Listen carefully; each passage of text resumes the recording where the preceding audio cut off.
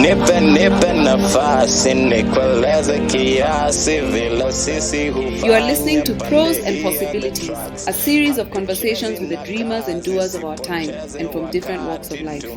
These are the people who are changing culture and society, whether in subtle or more visible ways.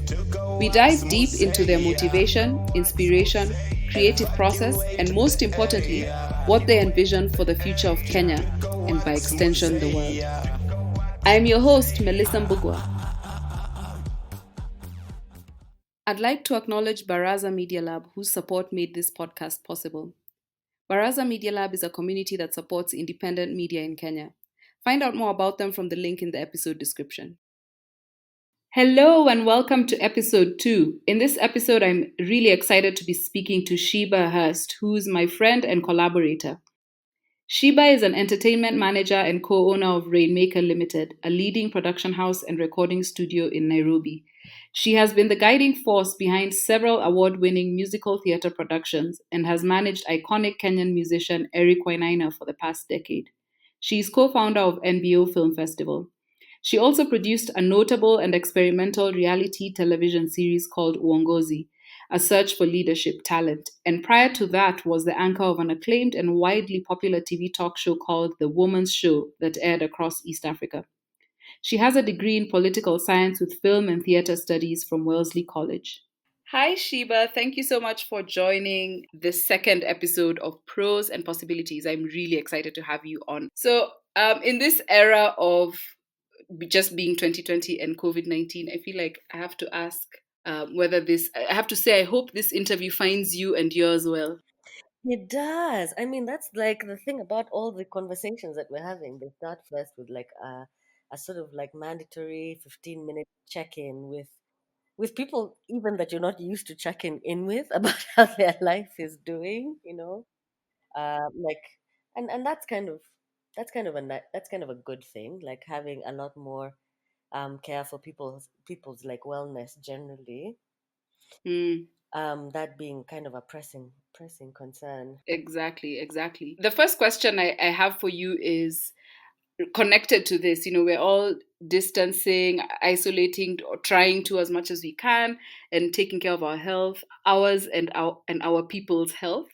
I'm just curious, really curious to know if what if there's something that you've learned about humans during this period that struck you and that you think you're going to take with you for the rest of your life. Wow. I mean, I think, in the early part of when we were all uh, first locked down, and I was struck by how fortunate I felt to have found myself in a place that really works for me. We had just moved out of the city center, like out of the city to a place with more space and lots of green space, and with in some parts it was necessitated because we'd had to close our studio that we'd had, in Lavington for years and years, and it was quite an emotional thing, taking all of that apart and then having to, undo that and find ourselves in this new space and try to find what this life looks like. But because the space that because we ended up putting our home and our workspace together in one place, and because we had found this kind of a gem of a place, like really on the edge of the city, it felt like we were kind of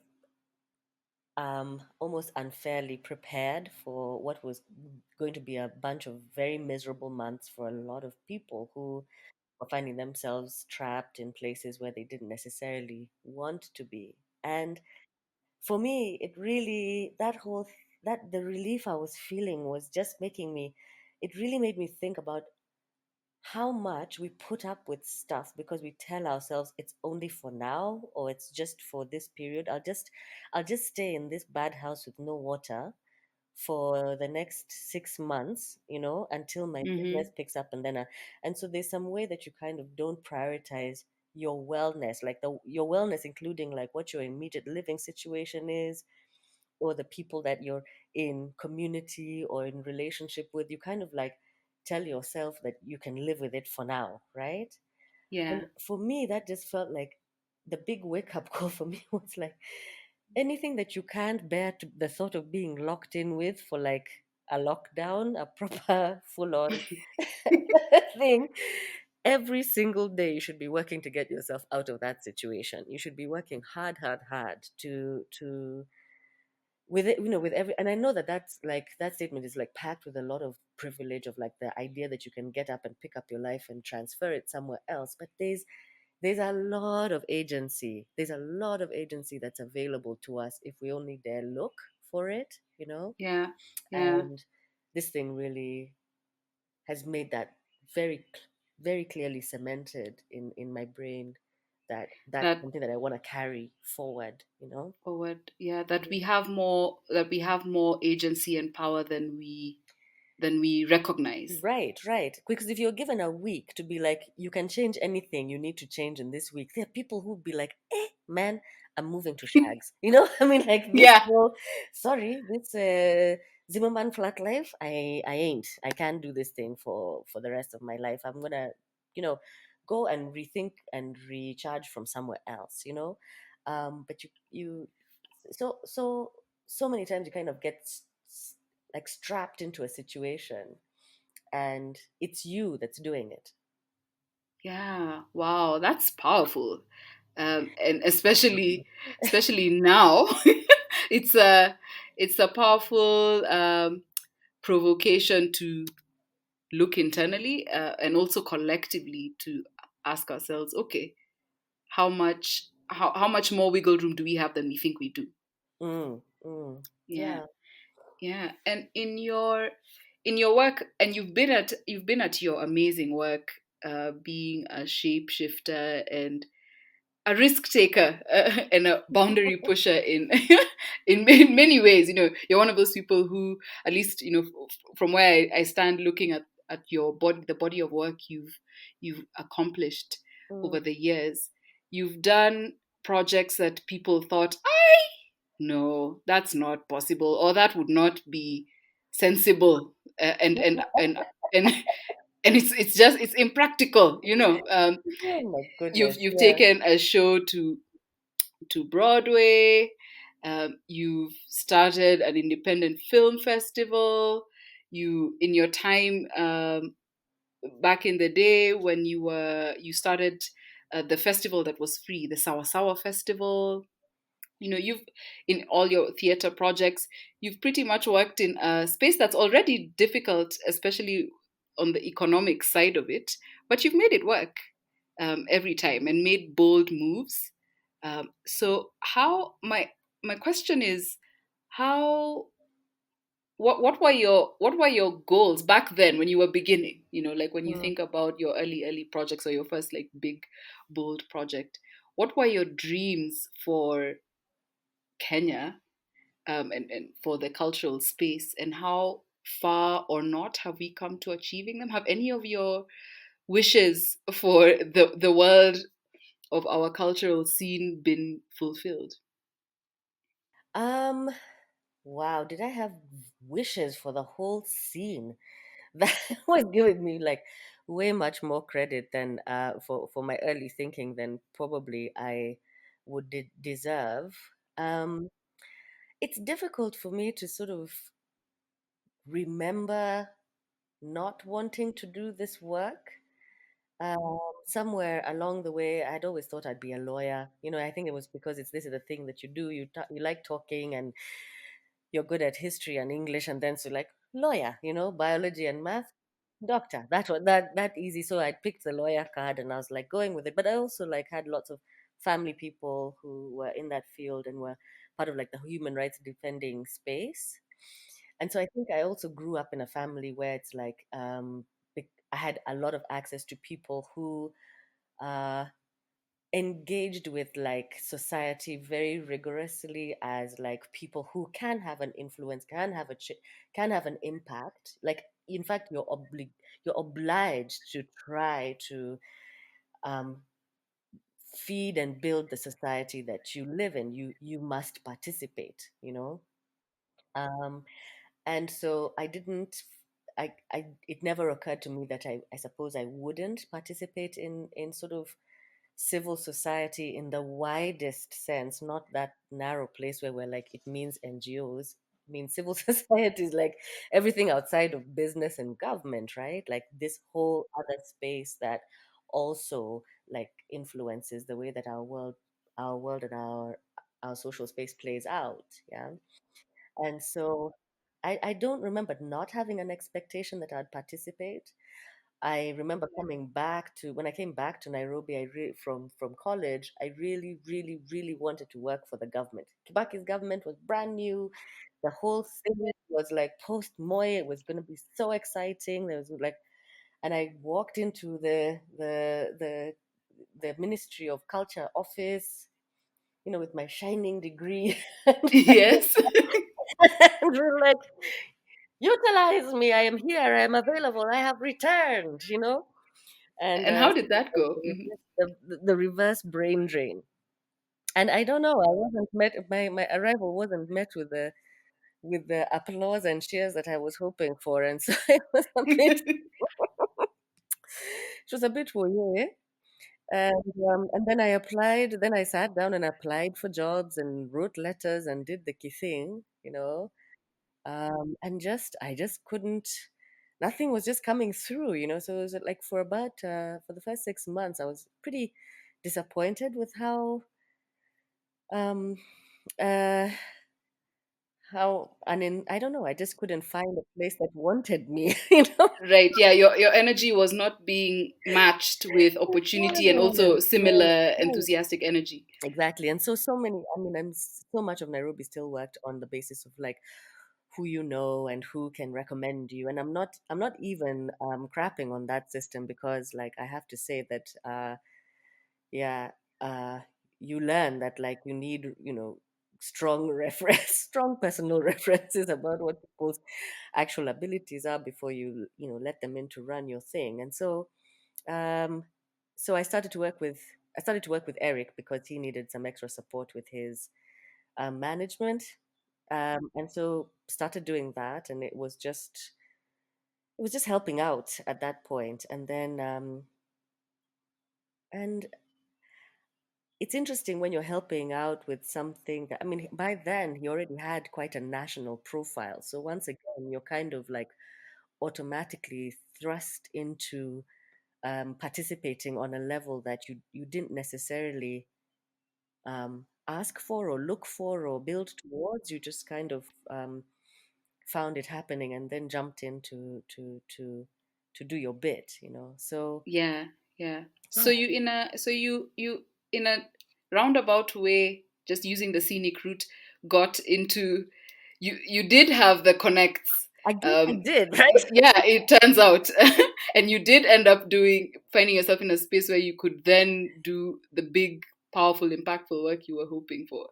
Yeah, yeah. It didn't feel big and powerful and impactful at that time because it was like a bunch of files in the back seat of my mom's car, right? So that people called the office. That car was called the office because it had it had files in the back seat.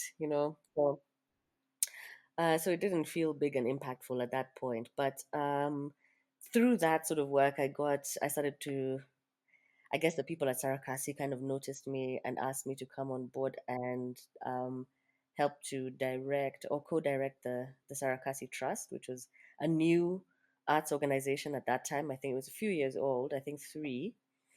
And it was also at a moment when there was a lot of funding coming into the art sector from the donor community. There was this big push that, to really unleash people's like creative energies, and unleash all these channels of expression that would kind of grow um, the not just the freedom of speech space, but the creative space in general. And I think that that is one of the things that dramatically changed. We're coming from the Moi period when you couldn't say anything about anything, and without it being um, very, very well, at significant risk to yourself, right?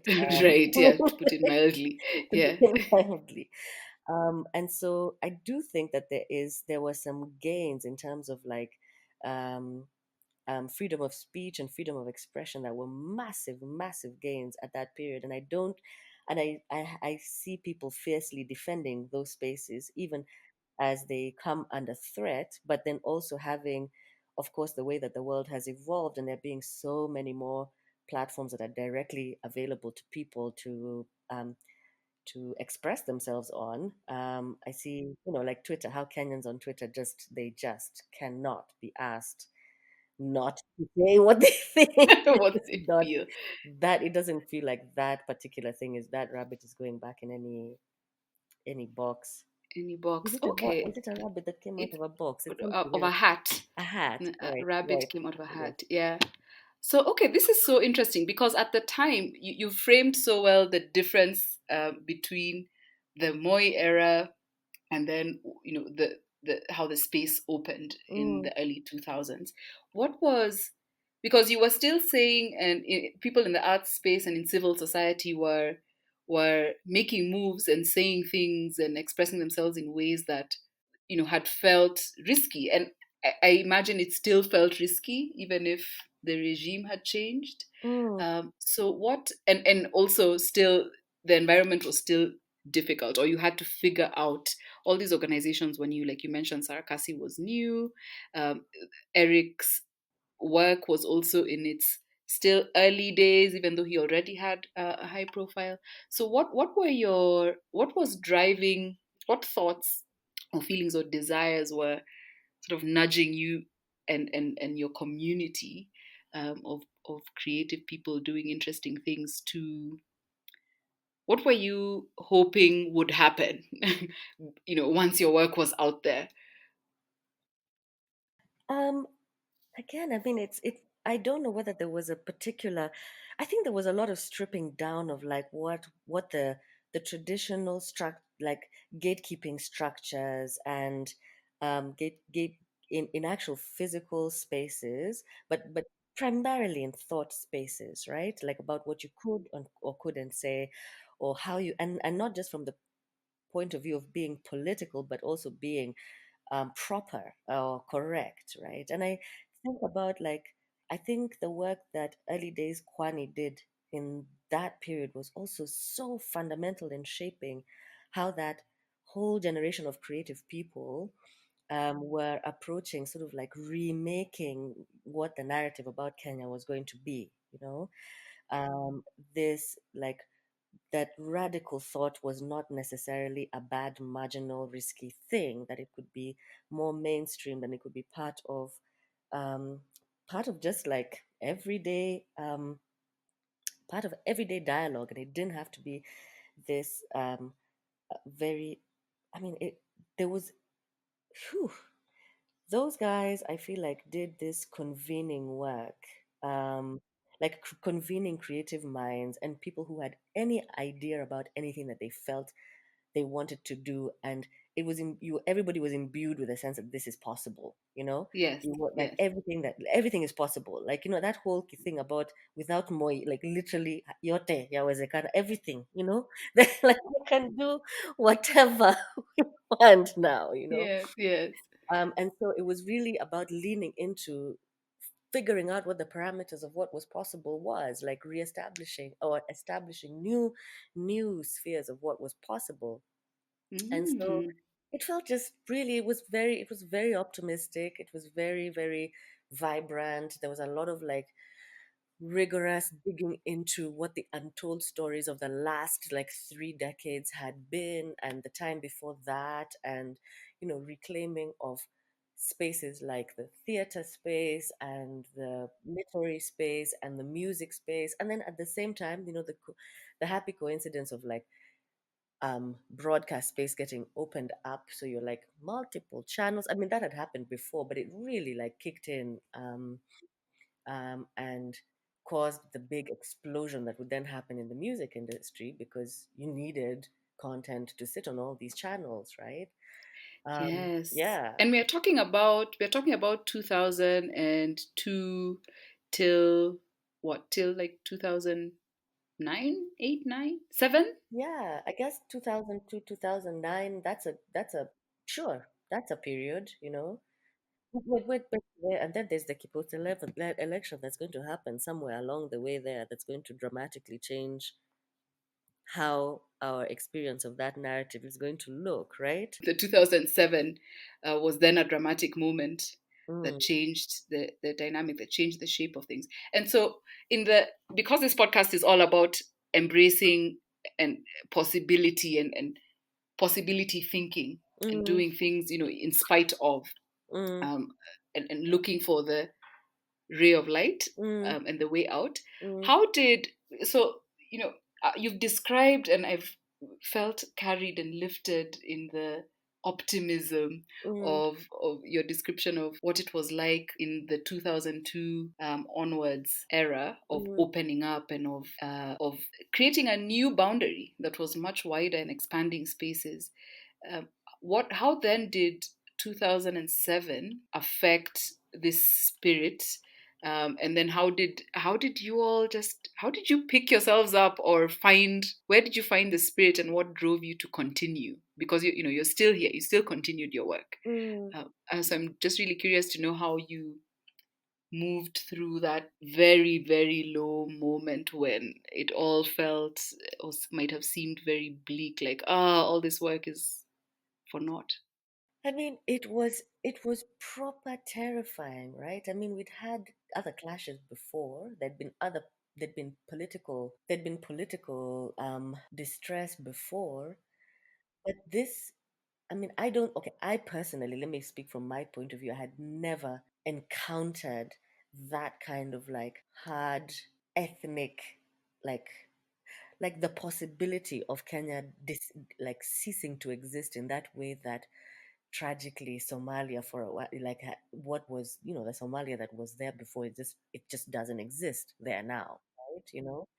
And that that everything that you've been up until that point can stop being in existence and literally cease to exist. That we're really held together by these very fragile bonds, and it's all about us being complicit in agreeing to do this key thing together, and that being like possibly shattered it well, I've not actually thought about it from like a personal perspective. One thinks about it as like that moment when Kenya nearly went to the brink, but I really do feel like all the incredible work that had happened up until that point in the civil society space was then going to become so incredibly important in how we were going to not recover from it, because I don't think we have fully recovered in any way, but that we were able to continue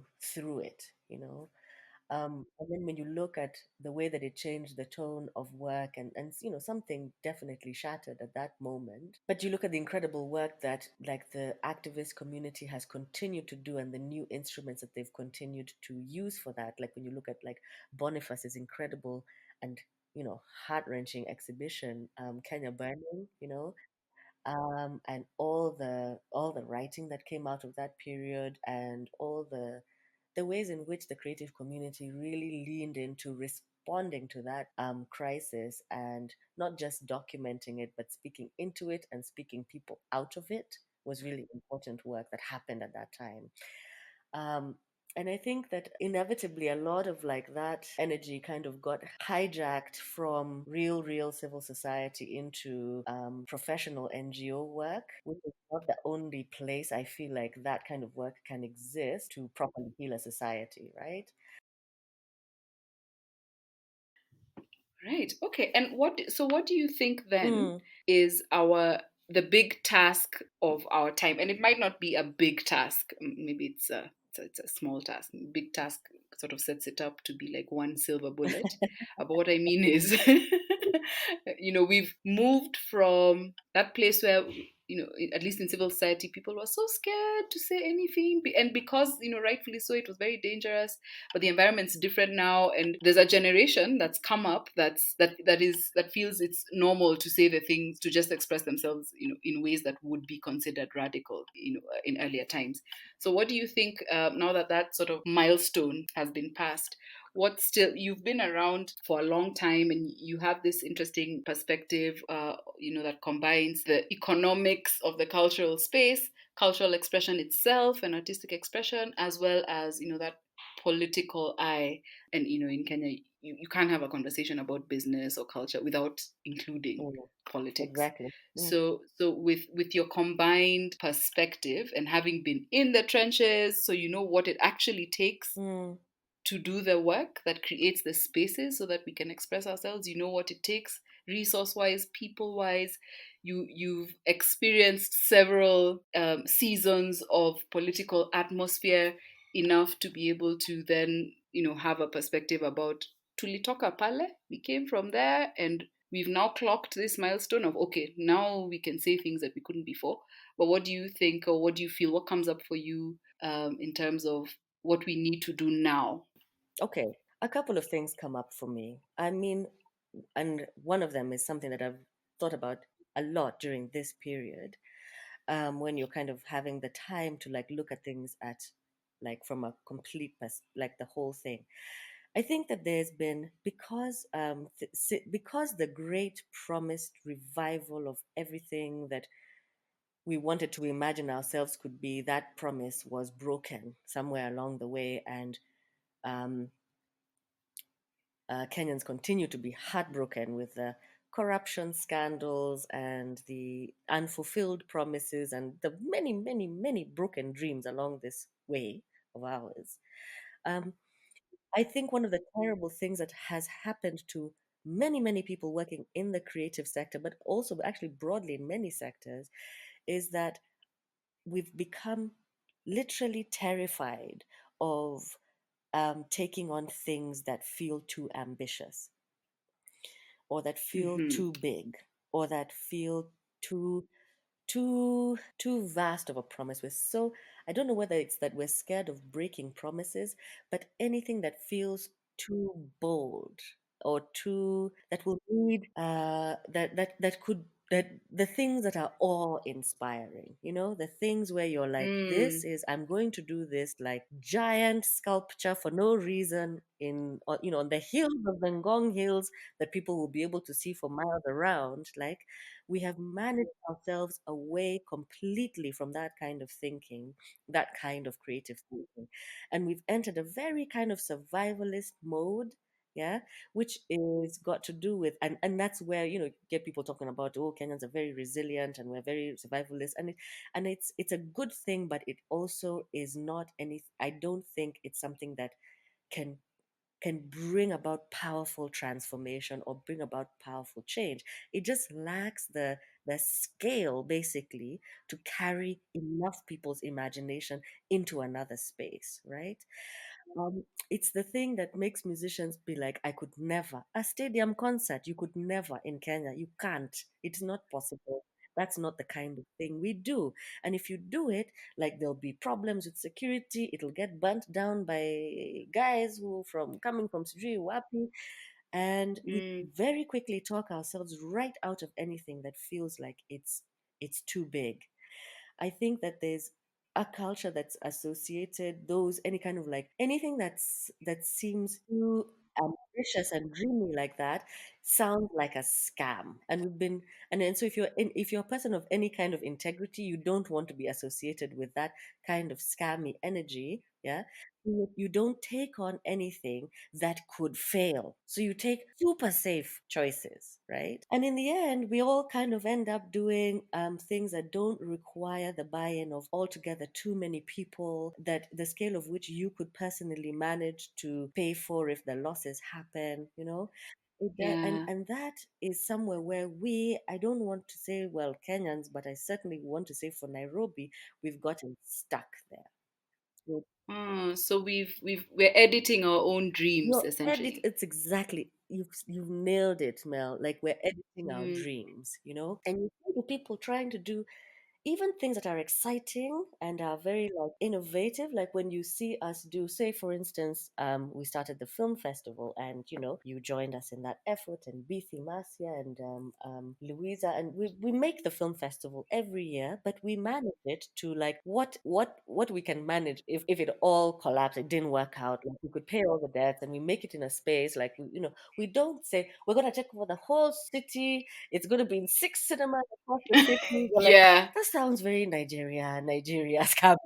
Like, sorry, Nigers, I'm not saying that go bad, but like that kind of scale. You go to Kampala, they're like, we have the Kampala the literary theater festival, right? And it's a Yes. multi-day festival that's happening in a multitude of spaces. And when I went to an early edition of it, I was like, I couldn't believe it, because this was like 5 years ago when I went to this thing. I was like, it might be the most chaotic thing I've ever witnessed in my life. But Yes. Yeah. it's happening, and it's happening. It's too big. It's got too many plans. It's got too many ambitions. But 5 years on, they've got this like rock solid theater festival that has plays coming from the rest of Africa, actually all over the world, that has artists in residence, like whatever. Nairobi, we're like, oh, Kenya, where is your theater festival now? Where is your thing? And it's it's that makes me feel like a panic for us, because we've lost the Mm. capacity to imagine our world being any other way than the way it is. And this is the thing that the creative community has to like take on, and we've got to take it on hard, you know, because it is up to us to, when, every time a candidate who actually has a good soul and a good thing for leadership, we're quickly there. He's wonderful, but he can't win. Imagine he can't. Yeah. But like, don't ask us to Yeah. imagine he can't. That's not going to be the energy that gets it done. Like, let's imagine. Imagine we can't do it. And like, there's not even that language. I drop that word from those things. And so I feel like that's a thing we've got to really check in with. You look at other people like make these. I mean, I really did ask myself, where is our large scale work? Not because I want monuments. I mean, I'm not. People are tearing down monuments and rethinking what they Yeah. mean and whatever. But where is even the energy that wanted that very ambitious guy who's like, I want to make the biggest sculpture in Kenya. Where's that dude? What did we do to that guy? you know What did we do to that um energy? Yeah. yeah, that Wow. So audacity. and Yeah. the audacity. I like that word, audacity. What and the risk of this, the way I see it, is that we then end up robbing the generations coming after us of more runway on which to live their lives, mm, because mm, we entered the world and found the manifestation, the successes, or maybe still the works in progress of the dreamers who came before us. mm, And so mm, I see society, the way I see society is that it functions on dreams, because it's dreams that make up reality in the end. all right. And so the less we dream, the less we have to leave behind. And we don't want to, I mean, to me, it's a catastrophe to leave behind the same exact situation that I found. We should at least mm, be striving leave our mark, and in a positive way. But at the same time, you know, mm, doing self-reflection, and especially this year, 2020 being the year, I imagine someone, that skeptical person on Twitter, listening to this and then going like, but now, my whole economic system has collapsed this year as a mm, creative. So where am I supposed to find this dreaming energy from, this space? World, help me, world, help me mm, help you.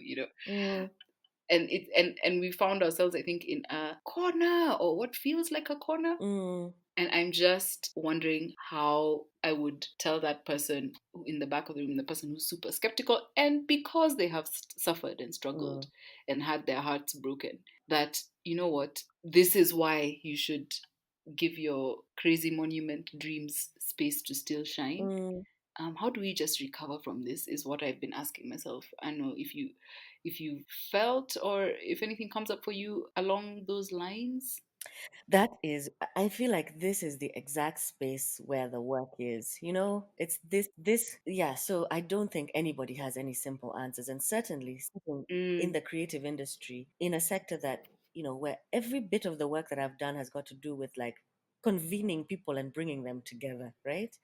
Putting mm, them compactly in small in spaces with very little space between them, and being like, let's consume this thing together. And the idea that that is not going to be available as a setting for the way that my work works, for not this year and possibly not most of next year, and if we survive it, then maybe the third year, we might begin to look like, in 2022 we might begin to resemble something that we had before. And it's not it's not an easy space. I'm not even trying to sell it like, oh, there's a lovely silver lining that I've seen. I haven't seen it yet, yeah. I have seen that it has exposed so profoundly the vulnerability of like creative people in this sector, that if you're not looking at your life and being like, how can this be the way that life works out for me, when I've been this working, producing,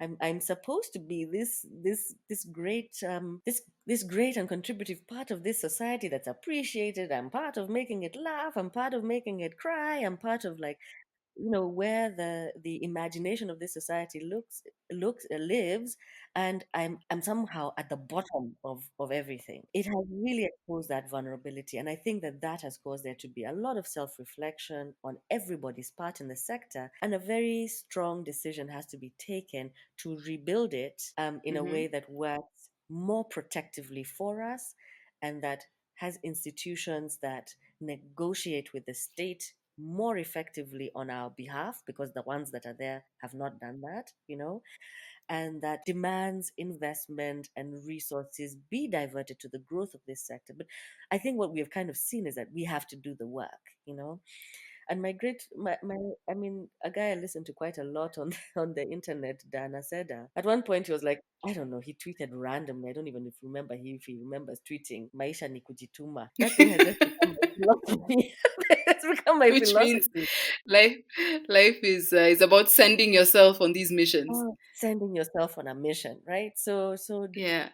it's literally you waking up and deciding how we're going to jituma. And I know that this sounds like shifting the responsibility back, but it's that really imagining what your agency is in the situation, recognizing that it's not just you by yourself, but it's you and the collective of people who are going to demand what it is that you want to see. And you've got to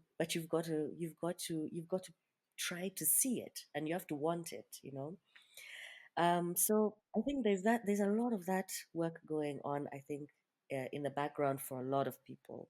Given the recent developments with at least in the creative sector in Kenya, where the systemic problems have been called out very Very loudly. loudly, yeah. And there's certain structures that are getting burnt down that, we tolerated and went along with misguidedly in many cases, and didn't challenge at the right time because we were in that sort of survivalist mode that I was talking about earlier. And now that even that survivalist mode has not done anything for you, because it hasn't given you any safety nets or resource bed from which to ride this season out, you have to get into the trenches of building the better thing. There's building alternative institutions that do another kind of work. That's very valid. That's very necessary. That's very essential. But there's also demanding that the resources that are already, like, they've got your name on them because you paid taxes and you were born here and your grandfather fought for freedom, and then your fathers and uncles were beaten and in the Wakenya times, and because you voted last year, like, you have this money with your name on it, you know, that's supposed to be working for you, right? And so being part of ensuring that is happening in a way that serves you, right? And then just, I mean, another big thinker and writer on the internet called Keguro, his pinned tweet is about how are you practicing freedom today, right? And I mean, that thing really also just gets me going. Like, here I am, I have all the freedom to do the thing, right? And so, am I fully engaging it? I mean, I think there's still a huge amount of work that we have to do to remove us from the place where we become, is the word dysphoric? You know, what is a dysphoria? When you're so like, you're disillusioned beyond belief with the way that the world works, right? So many people I encountered are in that space with regard to the political space, for instance. They have just said, I can't, I won't turn the TV on, I don't want that newspaper. I know an incredible writer who actually buys the newspaper out of ritual and then just turns the pages and then throws it away, right? But doesn't actually read it, you know? Like, why would I ruin my day like that, you know? And so a lot of people in the creative sector have become very detached from that space and been like, that is not that is a space that has nothing to do with anything that represents what I want to be about. And that's a dangerous space for us to have all slipped into. And I put myself very much in that category as well, because so who are we leaving it for? You know? And with that in mind, again, I'm going to transport you back to your the days of your youth, of your Mm, teenagehood, mhm, and ask you who which public figure, a Kenyan public figure or figures, mm, struck a chord with you, mm, and how did they impact or influence your life? And it might not even necessarily be in the sense of, oh, this person was a positive role model, because it could also be an anti-role model. mm, mm. I'm just Yeah, I mean, like, curious. wow, like, the options are boundless. Like, I'm really trying to sort of like like, take myself there. I mean, I think that I'm getting just sort of flashes of specific moments that have stood out. The Wangari Maathai moment when they took their clothes off. We saw that in the newspaper. I was in boarding school, This and was at Uhuru Park, yes, the protest at Uhuru the Park, yeah. protest at the Huru Park, women stripped. It was the strangest thing. We're looking at these pictures. We're in high school. There's like so many naked women in Huru Park, and policemen, and it's you're a teenager, so you don't know whether it's funny or whether it's weird, and you've just no idea what's happening. And then going back home and talking about it with my parents over the holidays, and really getting a real in-depth understanding of what the symbolism of it was, all the political. It's sort of like all my worlds came together at the same moment, because the poet Jonathan Carriera had written a poem about it that was in the paper. My dad had seen that poem. They had not been in touch for like regularly for a long time. He immediately did this sort of like lino cut card thing of it, just to illustrate it, basically illustrated the poem. Somebody else organized for them to be printed, and then there was the whole conversation about what the meaning of that moment was.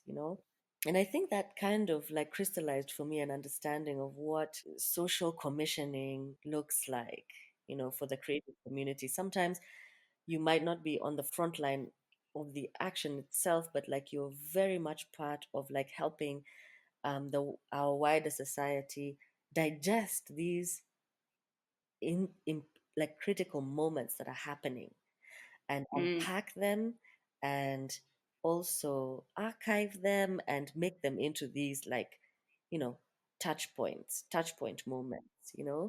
Like, once again, like Boniface did with the pigs. You're like, you can't, yes. we're never gonna not be able to remember that event, and what it meant about what a public were feeling about what the political class was doing at that moment. So, I mean, that moment stuck out for me. I'm really, really thinking about this challenge of yours about an individual who, um, Like how did they shape your thinking or your moving about life? are you asking me a role model question? not a role model question. So, for example, not necessarily a role model question. So, for example, this the moment you've described so well about the Wangari Maathai protest in Mm. Uhuru Park, how did that then shape your worldview, or did you come to any sort of decision about life, or what, did it add a cornerstone or a pillar in your understanding of the world and your Oh, place in the well, world? it definitely clarified for me because of like seeing that Mhm. I was going to be on this other side of the conversations, because there was Right. also a lot of conversation with now, other people in our wider community who are like, now why were they doing that? You know, that thing where where we as a society be like, was that even, no wonder they were beaten, why would you be there and you've been told to go? You know, the same when you kind of blame the people who are on the receiving end of the violence from the state for the action that's been taken against them, and and you called the sensibleness of this work that you're doing is really being called into question, right? Yeah. And it's a huge distraction from the actual conversation about what we're talking about, right? And sort of, I think at that moment I recognized and sort of got real clarity about what side of the political world I come from, sort of like in that in that sort of Yeah. eth- ethnic ethnic family way, Yes. and that it wasn't necessarily going to be the way that the majority of the community around me saw that world, saw the same issue, and sort of getting used to being in this sort of oppositional position and that not being a bad thing. Wow. Okay. And finally, Sheba, my final question to you before we wrap this conversation up is, you've already mentioned Keguro's tweet about freedom and Dana Seda's tweet about sending oneself on life's mission. What are you reading or watching or listening to, especially in this strange period of distancing, that you think that creative people or curious thinkers and people who are interested in making a difference should be paying attention to? Just like Sheba's recommendations of media to consume. I know, right? I mean, I'm reading a Yeah. lot of Twitter. I won't lie. I'm reading Twitter like it's a university for me, and I read Twitter with a lot of Google open because half the time Mm. I just don't really know what they're talking about with so many Yeah. things. But of course, I'm following the Black Lives Matter conversation very closely. I'm very interested in how that intersects into our own understanding of whether we are a country in which Black Lives Matter, It's so funny. My mom put it another way. She was like, people who find themselves living in countries where Black lives don't matter. She put it in brackets, the don't. BL don't M, it's sort of so interesting when you flip it like that to sort of experience the weight of what it means, like your life don't matter, and so Mm. I'm really following that conversation and the reading that's coming out of that quite closely, because I do feel like there was a way that the Black consciousness movement and independence and the civil rights movement was so closely allied, coming through the 50s, the 40s, and the 50s and the 60s. And somewhere at independence we kind of were like, okay, sawa, sisi tumekuwa sawa, bye, and left the complete pursuit of the liberation of ourselves from the colonial structures that had taken hold of our society in such deep and damaging ways, from the very clothes that we were wearing and the way that those clothes had arrived on our bodies, which was violent and Mm-hmm. involuntary, and the way that people had been forced to break with their religious practices and to break their shrines and to break their burn their everything that was connected to their own like cultural practice and their cultural identity, and alien and completely separate from that, and we left off like Yeah. actually not just replacing, not just doing the optics of the blackness of like, yes, we all look like, we now have Black leadership, we now have Black teachers in school, we have Black doctors, we have, we are Blacks who are running our Black thing, but Yes. did we uproot that imperial we did not, I mean, we don't even need to put it rhetorically, we did not interrogate what other damaging, what damaging structures had been left amongst us, and that was shaping like how we were going to practice society with each other, you know. Yeah. And of course that becomes very vividly clear in the way that there are assumptions that we make about what's fine, you know, like Yeah. why is it fine that people die of hunger in Kenya today? Why is that fine? You know, I mean it's not fine, right? But it's not something that is like it's an it's something so profoundly wrong and morally like incomprehensible that kids in Kenya can still die of hunger in 2020, you know. Yeah. And Yeah. there's a thing there that's got to do with like having internalized which lives matter Mm. and which lives don't. Mm. And it's like, okay, my life matters as long as I'm practicing it a particular way. But if I'm in town, running around looking for trouble, whatever finds me will find me there. And that's just what happened, you know? Eh, right, and you can't then demand Hmm. protection Right. Exactly. Exactly. or care Right. because you were in that place where you shouldn't have been, or where your life matters less. Exactly. Or that you've Mm. managed to now build so many like buffers and protection things that protect you yourself, you know, because you're not expecting any kind of guaranteed protection from outside, you know. And so you're like, I'll just stay, let me stay within this my safe walls that I've built for Fortress. my fortress. Exactly. And so yeah, that that's the key thing that you asked me what I was reading. I'm reading that struggle. And I'm reading that Yes, struggle. And yes, it's you're on the school of Twitter with your Google tab open. I'm on the school of That's Twitter with my Google tab open, and I'm not sorry, you know.